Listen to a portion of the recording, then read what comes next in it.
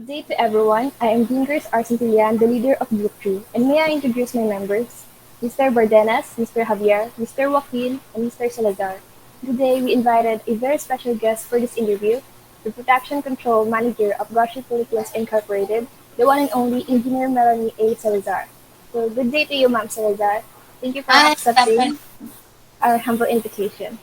My first question for you is, can you describe briefly about yourself and what inspires you to become a production control manager? My name is Melani Salazar. I've been working at Goshi Philippines for 4 years. So my career started in Goshi as a control manager, and after 2 years, I got promoted as senior manager. So my real strength is my attention into the details. So yun yung talagang strength ko. So I pride myself on my reputation for following through and meeting the deadline. So napaka-detailed oriented ko and masyado akong ano sa time. Kasi control nga ako, production control. Being a very detailed person and customer focused, the Philippines Incorporated, which is one of our major customers, awarded GPI for being the best in delivery, best in mass production, and best in service parts, and awarded also as most outstanding suppliers, which is in 25 years of Goshi, that would be the first time na nakakakuha sila ng award. Maybe somehow because of me. Then of course, Yamaha Philippines also awarded me as the Customer Service Awards for 2020. So furthermore, my position also as a production control manager given me a chance to visit some countries like Japan, Taiwan, Malaysia, USA, and Europe. Well, that's truly inspiring, ma'am. So my next question for you is, how different is your job as a manager than your expectation when you were still studying? Associating my current position as a manager to my expectation when I'm still studying is not an apple to an apple. Pag nag-study ka kasi, hindi mo talaga maiisip what would you would be, diba? So, ang alam mo lang, sige, mag-aral, humingi ng baon. So, when I was in my college days, so I just wanted then to get a passing grade. Hindi ako masyadong medyo kailangan maging ano ko, magna cum laude. Kasi it's really important for me to finish my studies because I believe an educated people will earn more money and can provide a financial security and self-accomplishment. Attaining a Bachelor of Science in Industrial Engineering, which is I am BSIE, begins my first job as an industrial engineer do sa manufacturing firm. To make the story short, so a manager need to develop and hone your skills kasi dun mo talaga ma-develop yung skills, and the job as a manager encompasses leading, diba? Organizing, controlling, that cannot be learned from the books because books are just for guidance. So, kailangan talaga natin mag-aral kasi gagawin lang natin yon guidance, and true knowledge is can be gained only through experience. Thank you for your answer, ma'am. Good afternoon, ma'am. Hi, good I'm Mr. Bardenas, and my question for you is: what essential aspect that played a major role in your career that helped you get into your current managerial position, and how long did it take? Most important, of course, is to get first an engineering degree.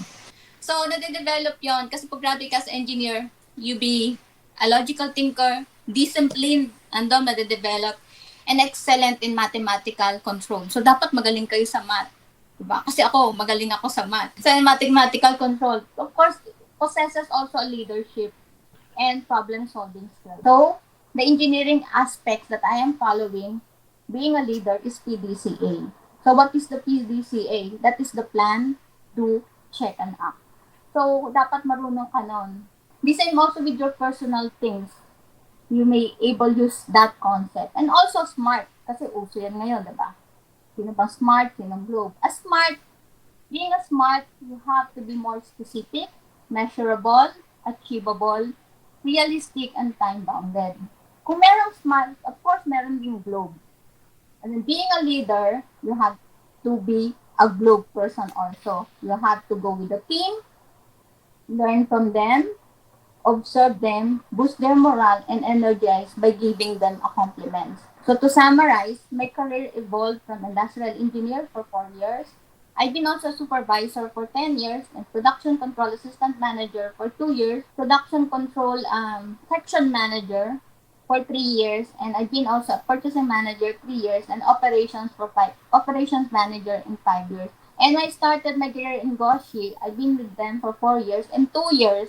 So I was promoted as senior manager. So I'm one of the top of the local managers and Goshi Philippines. So top is Japanese, then kami na yung second level ng higher position. For my next question, in Mm-hmm. what instance have you demonstrated leadership and how would you describe your style? So I would say, wala kasing definite formula for a leadership skills kasi it will develop. Sabi ko nga, it will come out naturally nung nagtatrabaho ka. Pero foundation mo talaga, having an engineering course. Because leadership, a fluid practice. Wala talaga yung formula. Even me, I am an industrial engineer, kaya wala kaming board exam.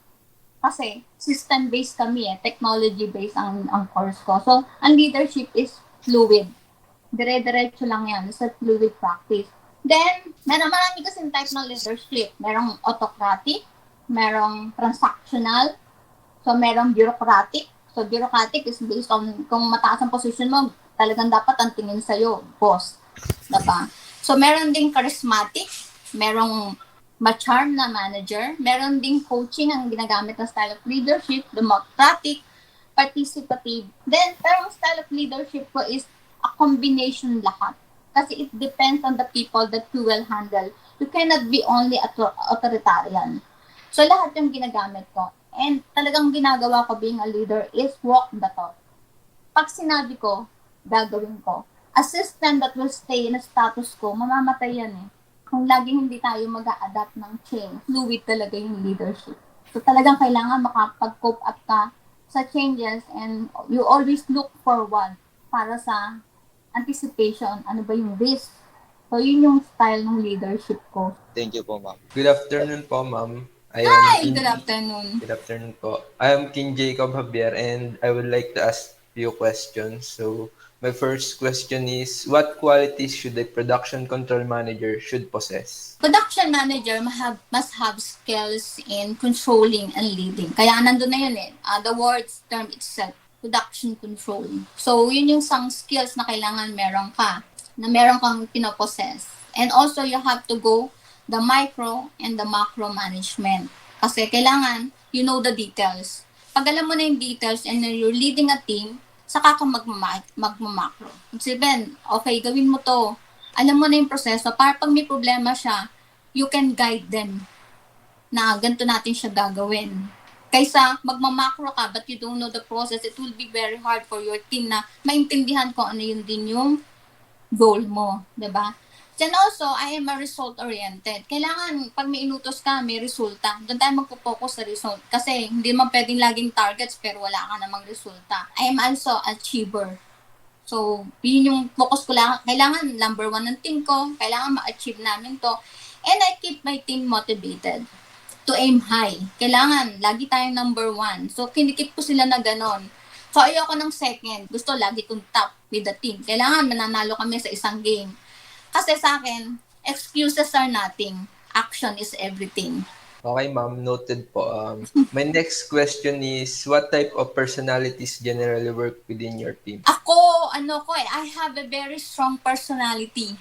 So, strong talaga ako kasi sabi nga nila, waray ako Pero I'm very transparent type of person. What you see, what you get. Pag galit ako, galit ako. Kasi nga, I am a result-oriented. That is why I'm very particularly with the deadlines.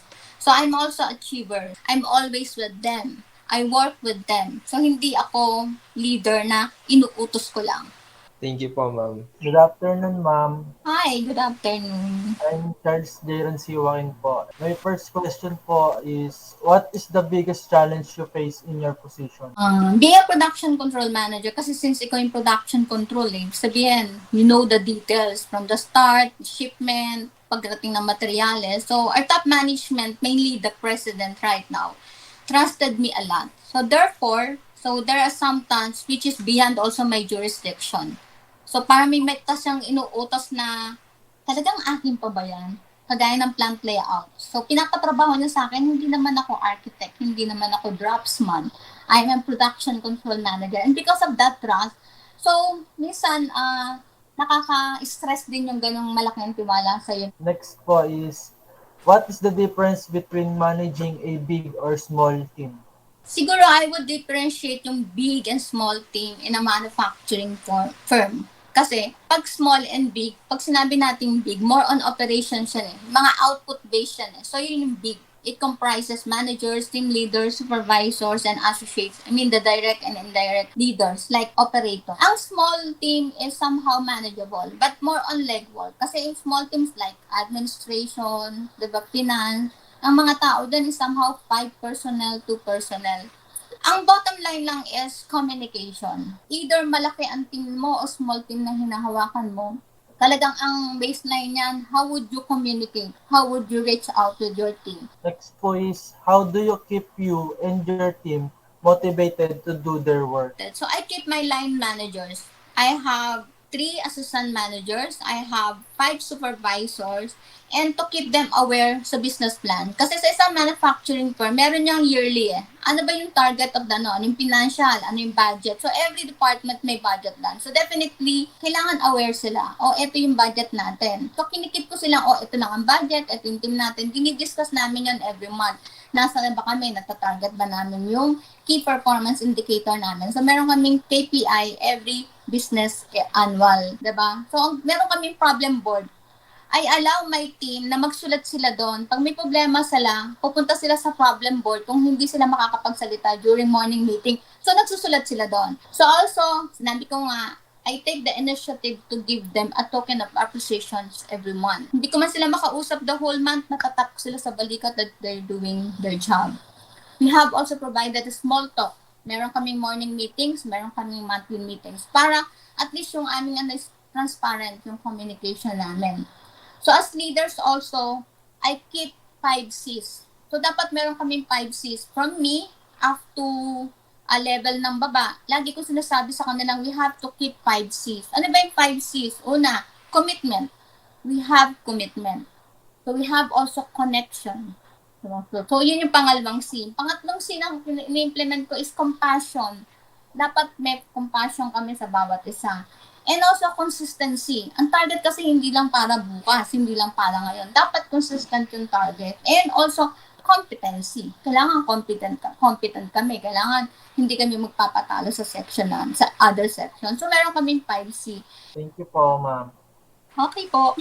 Good day po, ma'am, and I'm Andrei Earl Salazar. My first question is, tell us about the time you made the mistake and how would you deal with it?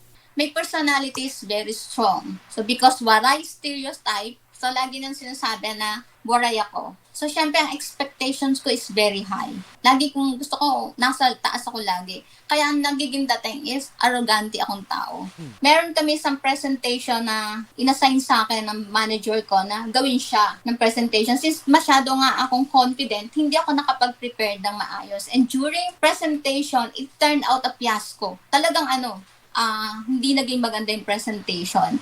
So, nagtanong yung general manager which is hindi ko nasagot. So, what I have learned. So, my manager talked to me about it and I admitted my difficulties. Inamin ko na sige, may problema ako. And he suggested that I have to learn to have a time management. My next question, what kind of safety procedures do you have in place when you check your engineering work for mistake? Do the procedures ensure that you don't overlook any mistakes? Yes, meron talaga tayong mga procedures na sinusunod. And definitely that is one na talagang kinakailangan sa isang trabaho.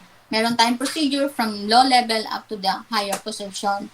Yung company namin, yung si Goshi, is committed to a workplace safety kasi we're doing a motorcycle parts. So talagang kailangan i-implement namin ng safety kasi yun ang motorcycle, diba? Napaka-prone yan sa accident.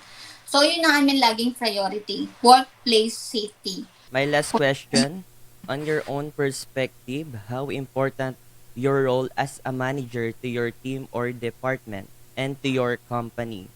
You may share some stories or experiences. In general, managers are important talaga. They play an important role sa isang organization. Kasi kaming gumagawa ng decision making. And we foster also working environment as team, sa team, that we have to always an open communication and strong links. Dapat laging may links between the manager and the down level of the association para ma-meet pa rin yung business target. So, a leader is who inspires, connects, and motivates your team. Thanks. And let's over our question. Once again, thank you for accepting our request for this interview and for all your advices. We truly appreciate everything. Until next time. Okay po. Thank you po.